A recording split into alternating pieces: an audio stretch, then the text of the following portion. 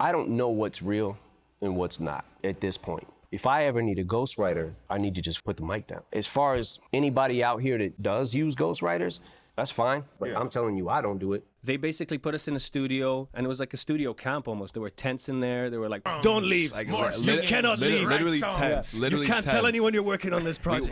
Yeah. There are tents in the studio. People were capping it. I slept in a tent in the studio. Everything. For years now, ghostwriting has been hip-hop's worst-kept secret. Everyone knows it exists, yet no one truly acknowledges it or stands up to say they're the ones who keep these secret figures in business. And that, in a nutshell, is due to the stigma attached to it. After all, Jay-Z, who penned verses for the likes of Dr. Dre and Snoop Dogg among others, said that the reason for that is because they basically get extra cash to remain in the shadows. Or as he puts it, he gets paid a lot of money to not tell you who he writes for. But that doesn't change the fact that it's an ingrained part of the industry, because as far back as 2008, a BBC study revealed that roughly 40% of all rap lyrics are ghostwritten. Now, that study was released back in 2008, so we can only imagine what the percentages look like today, but the fact remains that there's still a heavy stigma attached to it. Credibility is key in hip-hop, said BBC's Austin DeBow. In R&B, for instance, the majority of the stories are about love and they can relate to anyone. But 50 Cent rapping about being shot 9 times, that's personal.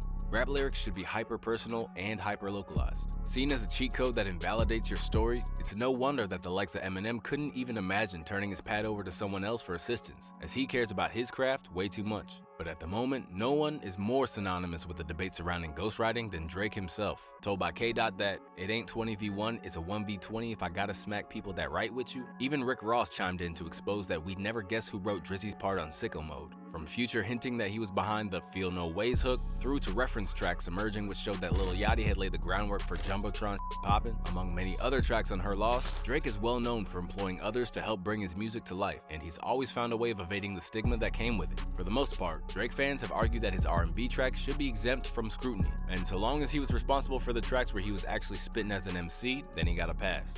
It's been cemented already by the guys that work with Drake, that go in the studio with him, and they're telling you out of their mouths, not me, these writers, these artists are saying the dude definitely writes his own raps. What are people talking about? But unfortunately for Drake's stans, the fact that complete reference tracks leaked which showed that Kentucky's Vori had written the blistering Mob Ties, it presented a much bigger issue and led others to finally remove him from the GOAT discussion.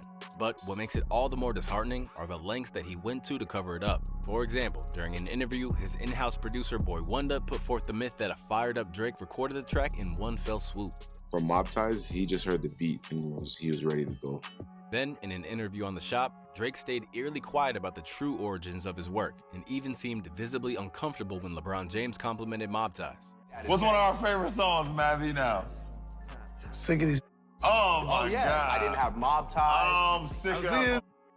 Oh, hide some help. Yeah. Get ready. Don't forget, this was a track which directly responded to Pusha T and Kanye after the story of Adidon. From the Mob Ties bars that alluded to his mentor Jay Prince's fearsome reputation through to the charged up bars, it seemed like he was personally reasserting himself as the genre's best spitter. So, for the world to find out that he didn't even pen these bars, it demobilized even the biggest Drake stans. I'm still disappointed because when it comes to times that Drake got his back against the wall or got a distinct message to send, I expect that to come from the artist himself. I expect that to come from his frustration, his aggression. I'm expecting that to be an innate thought. I'm not expecting him to be a person who's picking out of a catalog. Beyond just feeling down by Drake's underhandedness, Act also took aim at sloppiness in his writing camp because, at this point, the frequency of Drake's leaks are getting embarrassing. I think, if anything, we should shame Drake for this. Either stop being sloppy, because these are leaking. This is an industry standard, but only yours is leaking. So we should shame him. We also should shame him for his laziness. Because not only his laziness in creating music, his laziness in allowing to be leaked. You're the biggest rapper in the game. Why is creating and sending it via email? Why not just on your hard drive? Now, using cheat codes to remain relevant, it could be argued that this is a reasonable thing for an artist like Drake, whose musical output far exceeds his peers. But, as you all know, Drake's use of ghostwriters, both for R&B and rap tracks, predates this era. Because if anyone knows the pitfalls of ghostwriting, it's Atlanta's Quentin Miller. In case you forgot, it all started with a tweet from Meek Mill. Stop comparing Drake to Me Too. He don't write his own raps. That's why he ain't tweet my album, because we found out. He ain't even write that verse on my album. And if I would've knew, I would've took it off my album. I don't trick my fans. Suddenly left scrambling for his reputation, Drake issued a statement trying to save face after being caught red-handed for using ghostwriters throughout. If you're reading this, it's too late. Since then, he's continued to give himself a pass for what happened and operate under the mindset that if everyone else uses ghostwriters, why can't he? I worked with somebody on, I think, 4 or 5 songs on that record. I pulled my weight when it came to my pen. It wasn't like I needed somebody to facilitate entire ideas. We worked together. If I need to be the poster child that took all those hits for all my peers hiding behind me that do the same thing every album, that's fine, I'll do it. Because there's a lot of people that link up with other people and make records that you guys love. Although it brought momentary criticism to his door, he really wasn't the one who came out worst from the situation. Instead, it was Quentin Miller who was essentially run over by the drama surrounding it. From getting beat up by Meek Mill to essentially being labeled as the MC who sacrificed his career for Drake, Quentin has since opened up about how he was taken advantage of. Yeah, Wonder was like, yo, he's with this 10 Band song, he's with this hard. I was really excited. I thought I was gonna have a Drake feature, because at the time Drake was just doing random features for just up and coming artists. I thought I was about to be one of those lucky artists, and yeah, it turned out to be what it was. Working on a minimum of 6 songs for Drizzy, which have been streamed in the billions, he got nothing out of it apart from a measly 30 grand due to a sketchy publishing deal. And it I guess worked out for them, because they knew, oh, well, you're in a situation, you gonna need some money. They offered me money that allowed me to, I don't have to go to work. I'm just like, yeah, this is the next step. So by the time it all blew up, I hadn't even worked out whatever situation could have been worked out to where my life would have been changed. Drake wasn't with me no more, and drama wasn't with me no more. I still was in that publishing deal. And although they say once bitten, twice shy, Drake isn't even the only one who exploited Quentin's trusting nature, as years later, he was played by Big Sean too. Big Sean, man, that really broke my heart. When I get to working with Sean on this last project, I'm part of 3 songs. It's only 6 songs on there. We texting and talking every day. I'm pulling up on Sean's crib every other day. Maybe like 2 weeks, a week before the album drops, he's just not responding to me at all. Then, like a week before, I'm in the studio with Hit Boy. I just randomly hear in a conversation with Hit, yeah, the album dropped next week. I'm like, wait, what? I didn't even know. So then I start hitting him, and then I'm getting text from his manager. Now I'm only talking to his manager. I'm like, well, what happened? Then they come out, we still ain't signed the paperwork or nothing. My name was not on the credits. But I'm like, but everybody else's name is on there. They tried to play me on the publishing. I had to fight to get my name on the credits. I think they put my name on one song on like Spotify or something like that. While Party Next Door has hinted at his own disgruntlements with Drake, another group inside the OVO sweatshop who've proved the pitfalls of that arrangement is Maison J, a talented R&B duo who are signed to Drake's label. They openly, maybe accidentally, revealed the truly bizarre conditions of writing for Drizzy. They basically put us in a studio, and it was like a studio camp almost. There were tents in there. Make beats, stay in the dungeon, don't leave. You cannot leave. Literally tents. Literally you can't tell anyone you're working on this project. I real slept in a tents tent in the vocal booths, studio. everything. What's more, they gave some of their best material away purely to assist Drake, namely the song Just Hold On, We're Going Home. We put it on a USB for Drake to drive home to one night. He drove home.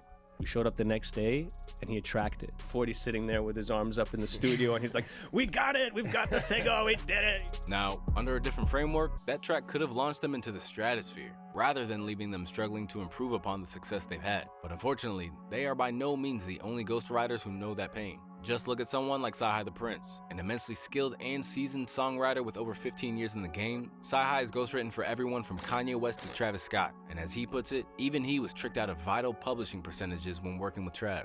I had a large amount of sicko mode. So they called me, his people called me like, man, the sample taking up this, we got this many samples on it, we got this.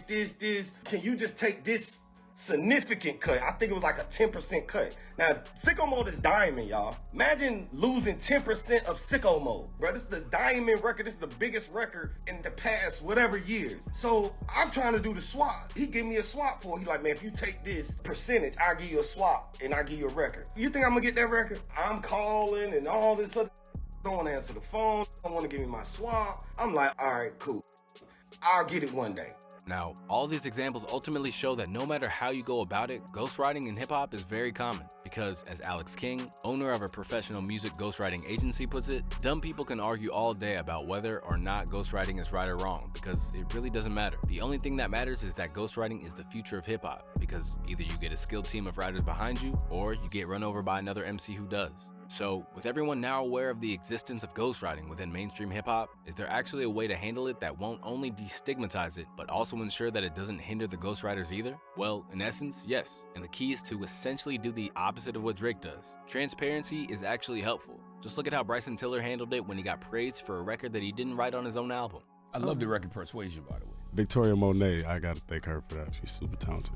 Now, you might be saying that Bryson Tiller is an R&B artist, so it's a different thing. But there are plenty of legendary rappers who will openly discuss that they got assistance with their pen. Known for getting his verses written for him on Still Dre and Forgot About Dre by Jay-Z and Eminem, Snoop didn't hesitate to inform the world that he also let newcomers like Cordae put some work in for him. And rather than see it as a mark against his name, he's argued it was just the natural progression of an iconic career. I started off writing for Dr. Dre, so what would I be if I didn't allow somebody to write for me? Sometimes you gotta put yourself in the frame of letting somebody else depict a better picture for you because you can't see everything. I feel like Whitney Houston's best record was The Bodyguard. When other people came in and gave her records that weren't hers, where she just could just sit back and just sing, and they embody what they thought she should be. And that's to the point of my career where I'm at now, to where I've written so many hit records. It's not about what I can write. Sometimes it's about what I can't see that somebody else can write for me. In a similar sense, no one is enraged by the fact that Kendrick has helped people like SZA, Baby Keem, and J-Rock write tracks and provided references, as when he does it with those peers, it simply seems like a meaningful collaboration. Then, you have the increasing openness of some of the women in the rap game who will openly admit that while they have skills of their own, they're happy to get assistance when they feel they need it. Now, with likely way more than 40% of hip-hop being ghostwritten, it's time for a change in how ghostwriting is viewed in hip-hop, as there are way too many Quentin Millers out there that we probably don't even know about yet.